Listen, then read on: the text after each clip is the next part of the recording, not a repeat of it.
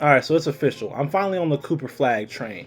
And the reason I'm getting on now and I haven't got on before this is because for me personally, when it comes to these highly touted prospects, it's kind of hard for me to gauge how good they really are in high school.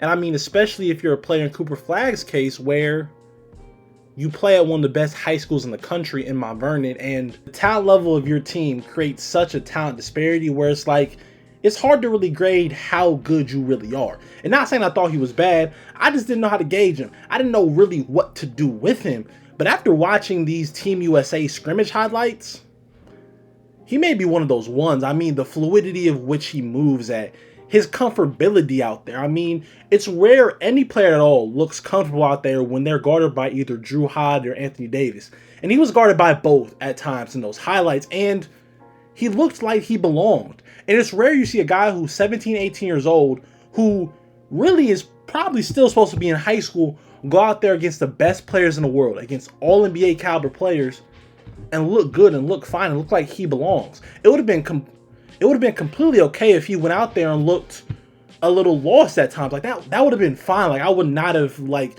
taken anything away from it if he looked like that.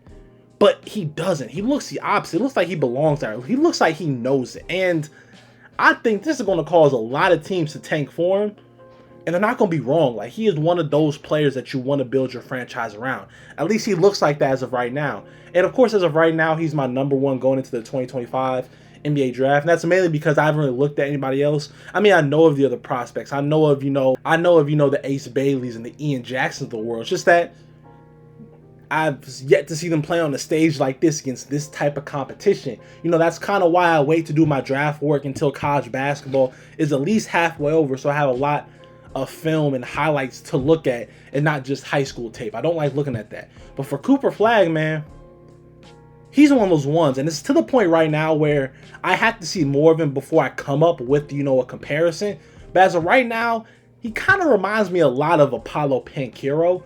A big wing, a big forward that can move as fluid as he does, also with the athleticism and the shot creating ability. Like, I've yet to have a real comparison, but as of right now, that's kind of what he looks like to me.